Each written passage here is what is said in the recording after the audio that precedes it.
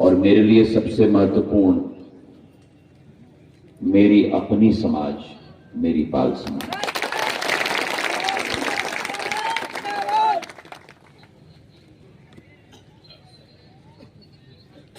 ये वो समाज है जिस समाज ने बड़ी शालीनता से, बड़ी कर्मठता से भारत की एकता और अखंडता बनाने में अपना योगदान पिछले 1000 वर्षों से दिया है। आपका समाज कोई साधारण समाज नहीं।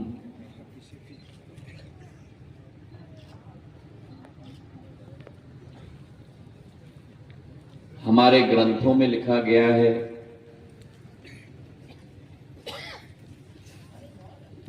कि जब जब किसानों पर संकट का समय आया तो भगवान शिव ने उनकी मदद के लिए पाल समाज को भेजा।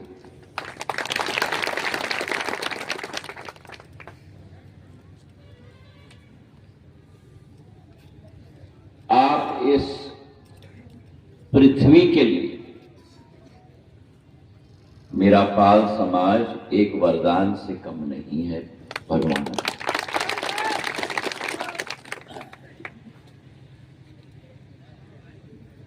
शुरुआत से पशुपालन से शुरुआत हमारे समाज ने की और पशुपालन के साथ पृथ्वी का भी रखरखाव करने का कार्य हमारे समाज ने सदैव किया। और आज उस पशुपालन और उस पृथ्वी का रखरखाव से आज हमारा समाज शिक्षा के श्रेणी में उच्च से उच्च स्तर पर पहुंच चुका है और मां सरस्वती के आशीर्वाद से मेरा पाल समाज देश और दुनिया को शिक्षा प्रदान करने में पूर्ण रूप से आज सफल हो चुका है। चाहे शिक्षा की बात करें, व्यापार की बात करें, रोजगार की बात करें, मानव जाति का कोई क्षेत्र ऐसा नहीं है जहां पाल समाज ने अपनी अमीठ छाप न छोड़ी हो। और क्यों न हो ये,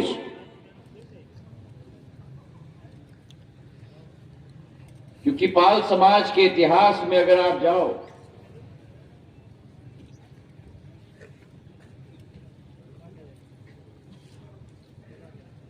वर्ष पूर्व, 400 वर्ष पूर्व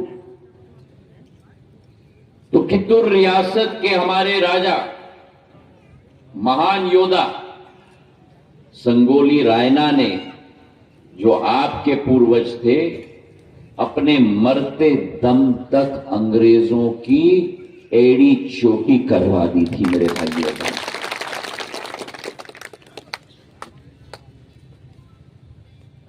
और उनकी शहादत आज तक पाल समाज की केवल नहीं, लेकिन देश के युवाओं को प्रेरणा देनी चाहिए। और मैं निवेदन करूंगा पाल समाज के हमारे सभी लोगों कि जब ऐसे सामाजिक आयोजन होते हैं, आपके समाज के वीर योद्धाओं का मंच से उनका विवरण होना चाहिए, ताकि आने वाली पीढ़ी भी उन वंशज और पूर्वजों से प्रेरणा लेकर अपना जीवन का व्यापन कर सके।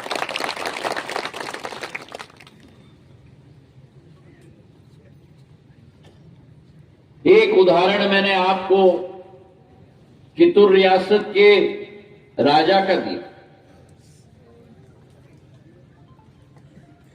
और दूसरा उदाहरण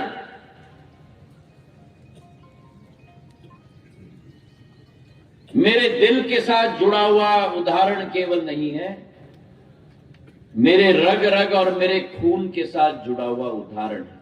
और वो उदाहरण है मराठा साम्राज्य की सबसे अलौकिक महारानी देवी अहिल्याबाई होलकर।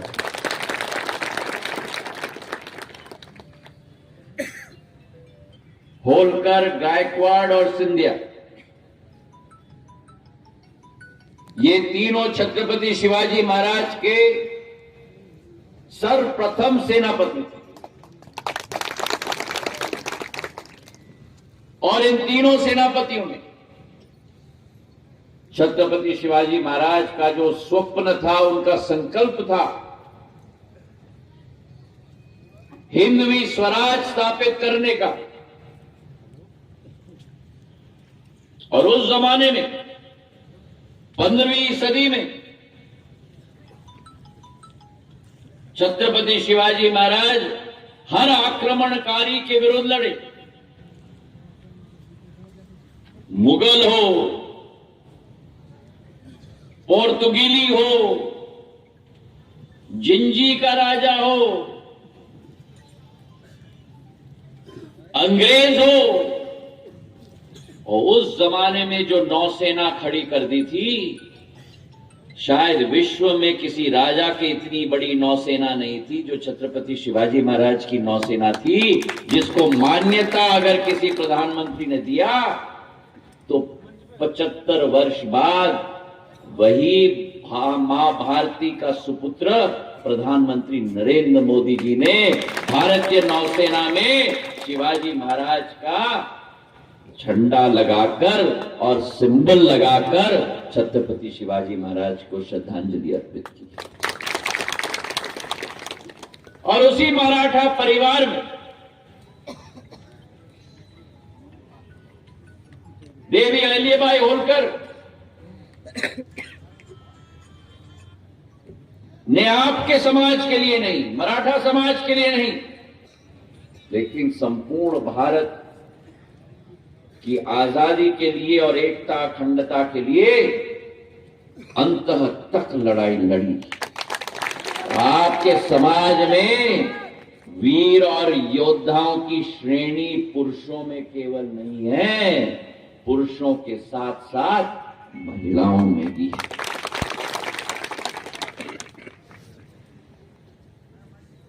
कितने समाजों में ये क्षमता है? बिरला समाज होंगे, अपने आप घुड़सवारी करके हाथ में तलवार लेकर अपनी सेना का नेतृत्व युद्ध भूमि में करती थी।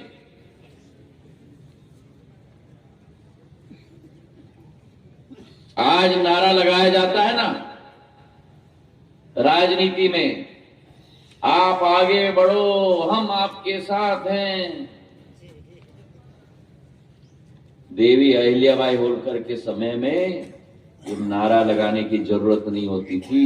अपने घोड़े पर घुड़सवार होकर निकल जाती थी, उनके पीछे लाखों की फौज निकलती थी।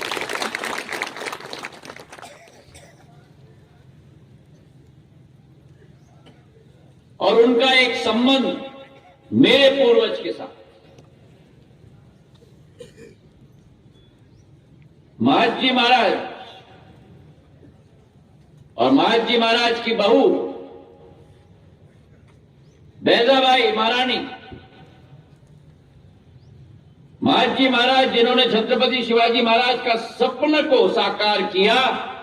1771 में पहले हिंदू राजा जिन्होंने दिल्ली के लाल किले पर नाग निशानी झंडा फहराकर गाड़ के रख दिया मेरे भाई और बहन। और उनका और देवी अहिल्याबाई होलकर का एक भाई और बहन का रिश्ता था।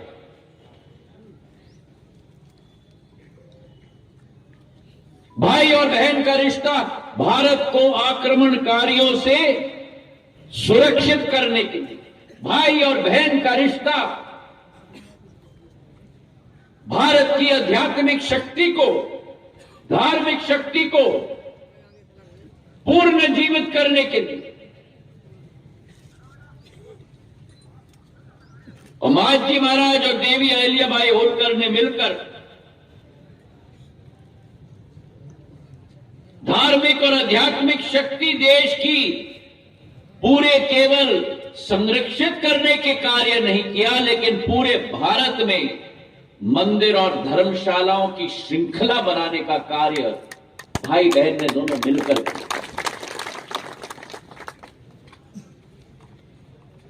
हिंदू त्योहार द्वारा प्रायोजित किए गए। उस समय में मराठा साम्राज्य महाजी महाराज के समय में आपको यकीन नहीं होगा, इतिहास के पन्ने में लिखा जाता है अटक से कटक। अटक मतलब काबुल अफगानिस्तान के पास और कटक मतलब उड़ीसा। अटक से कटक गुजरात के भारूच से लेकर प्रयागराज इलाहाबाद तक ये मराठा साम्राज्य था उस समय।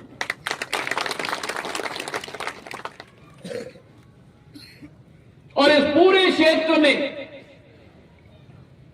हिंदू धर्म और अध्यात्म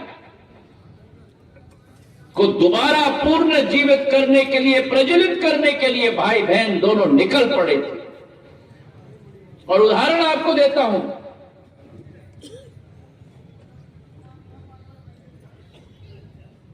देवी अहिल्याबाई का नाम लेते हैं तो इंदौर की बात की जाती है,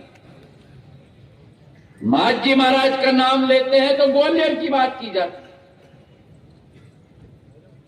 पर आपके समाज के देवी अहिल्याबाई ने और मेरे पूर्वज महाजी महाराज ने, दोनों ने मिलकर मंदिरों की स्थापना, धर्मशालाओं की स्थापना, काशी से लेकर गया तक, गया से लेकर सोमनाथ तक, सोमनाथ से लेकर अयोध्या तक, अयोध्या से लेकर मथुरा तक, मथुरा से लेकर हरिद्वार तक, हरिद्वार से लेकर कांची तक, कांची से लेकर अवंती तक, अवंती से लेकर द्वारका तक, द्वारका से लेकर बद्रीनारायण तक, बद्रीनारायण से लेकर रामेश्वर तक, रामेश्वर से लेकर जगन्नाथपुरी तक।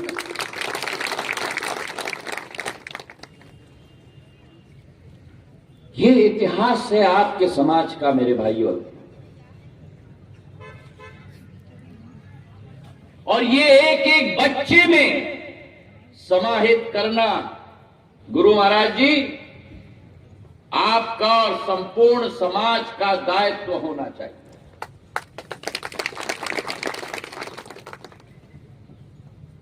दो 200 वर्ष जो अंग्रेज और 300 वर्ष जो मुगलों ने राज किया इस देश में, हमारा इतिहास मिटाने की कोशिश की, हमारे धार्मिक स्थल मिटाने की कोशिश की, हमारी आध्यात्मिक शक्ति को मिटाने की कोशिश की। आज वो युग वापस आ गया है जब दोबारा भारत का इतिहास शिखर पर पहुंच रहा है, भारत का अध्यात्म शिखर पर पहुंच रहा है, भारत की धार्मिक स्थिति शिखर पे पहुंच रही है। अयोध्या नरेश भगवान श्री राम की प्राण प्रतिष्ठा दोबारा अयोध्या धाम में हो चुकी है। 500 वर्ष बाद जो सपना देखा था वो सपना आज साकार हो गया है। बोलो मेरे साथ, सियावर रामचंद्र की जय, सियावर रामचंद्र की जय, सियावर रामचंद्र की जय।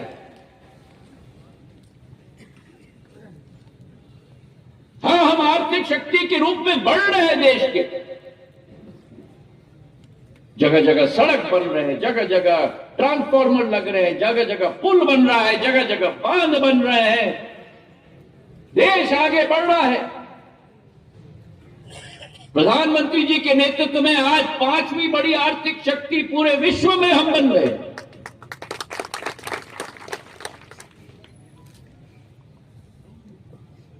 पर क्या केवल आर्थिक शक्ति हमारी क्षमता है? नहीं, हमारी आध्यात्मिक शक्ति हमारी क्षमता है, क्योंकि भारत की जो आध्यात्मिक शक्ति है वो किसी देश के पास नहीं है विश्व में। प्रधानमंत्री जी हाथ में मशाल लेकर कश्मीर से लेकर केदारनाथ और बद्रीनाथ तक, काशी विश्वनाथ तक, महाकाल लोक तक, रंगनाथ स्वामी मंदिर तक, देश का आखिरी पॉइंट जहां से सेतु लगता है श्रीलंका तक और अयोध्या तक भारत की आध्यात्मिक शक्ति को दोबारा पुनर्जीवित करने का कार्य कर रहे हैं मेरे भाई और बहनों।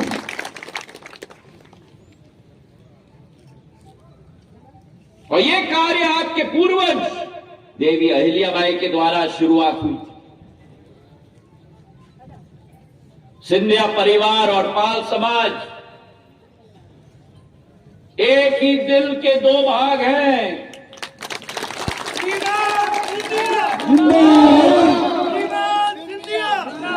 और मंच से जो यहां आह्वान किया गया बलराम जी द्वारा, नंदलाल जी द्वारा, केशव जी द्वारा, गोपाल जी द्वारा,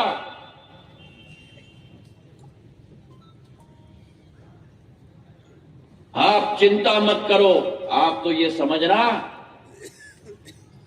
कि आपका समाज और आपका परिवार का सदस्य ही आपके सामने बोल रहा है। जिंदाबाद। और सही बोला नंदराम जी ने। एक संबंध है बहुत पुराना पाल समाज के साथ। जय श्री राम बघेल जी को 2 बार अध्यक्ष, 1 बार अध्यक्ष बड़े महाराज ने बनाया था, 1 बार अध्यक्ष मैंने बनाया था भिंड।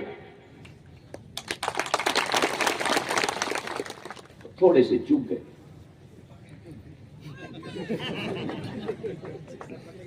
कौन चूक गए? नंदराम जी। क्यों भूल गए? जय श्री राम बघेल जी को टिकट भी मैंने दिया था विधानसभा चुनाव लड़ने में। बघेल समाज को आगे करने का काम सदैव सिंधिया परिवार ने किया। आपकी समाज की महिला रमा पाल को हमने आगे किया है ग्वालियर में। और तो और क्या कहूं, या बलराम बैठे हैं, केशव जी बैठे हुए हैं।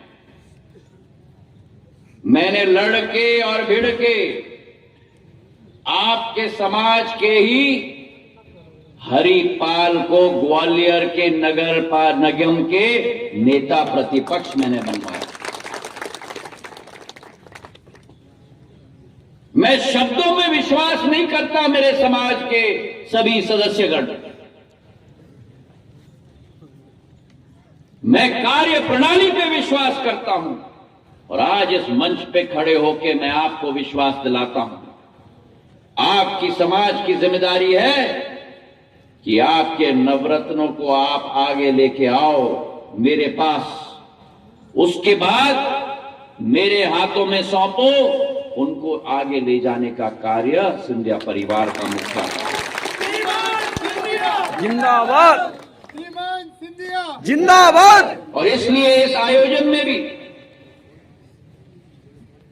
मैंने यही कहा कि समाज के लोगों से बुलवाओ। और मैं एक और निवेदन करूंगा, जो नरवर में बोल चुके हैं मेरे मन से, जो आज पिछोर से मेरे मंच से बोल चुके हैं। अगला कार्यक्रम केशव सिंह जी और बलराम जी ने कहा है ग्वालियर में होगा संभागीय पाल समाज का सम्मेलन। उस सम्मेलन में जो लोग यहां और नरवर में बोले हैं उनसे मत बुलवाना, नए लोगों से बुलवाना मेरे मन से। नहीं तो आदत पड़ जाती है, वही घेर लेते हैं। हम ही हैं। अरे भाई नौजवानों को आने दो। जिला पंचायत का जो सदस्य बना है, जनपद का जो सदस्य बना है, 4 बार जो पार्षद बना है, उन लोगों से बुलाओ मेरे मंच से, वो भी तो मुझे मिले। पाल समाज का नेतृत्व 5-6 लोगों तक सीमित नहीं है। आज भी संगठन हो या जनसेवा हो, विस्तृत एक जाल है हमारे पाल समाज के नेतृत्व का पूरे संभाग में। चाहे दतिया हो, भिंड हो, मुरैना हो, ग्वालियर हो, अशोकनगर, गुना, शिवपुरी हो, चुन चुन के निकालो और मेरे साथ मिलवाओ। जितना मुलाकात होगी, जितने चेहरे होंगे, उतनी बड़ी मेरी पाल समाज की सेना बन जाएगी। अगर मेरे बात से सहमत हो तो जोर से ताली बजाओ।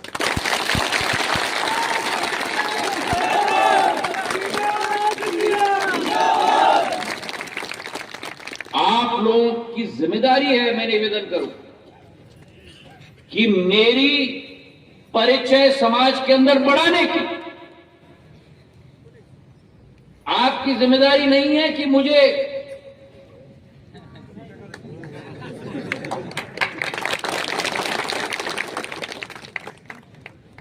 सही है कि नहीं? एक एक आदमी की जिम्मेदारी होनी चाहिए 10-10 आदमी आपके समाज से मुझे मिलवाने की, और बार बार मिलवाओ। ये फलाने हैं, ये फलाने। नाम याद किया कि नहीं आपने? सिंधे जी याद किया कि नहीं? मैंने पिछले बार मिलवाया था। क्या है इनका नाम बताइए। हाँ, तभी तो रिश्ता बनता है। जितनी मेहनत आप करोगे उससे ज्यादा 10 गुना मेहनत मैं करूंगा। ये रिश्ता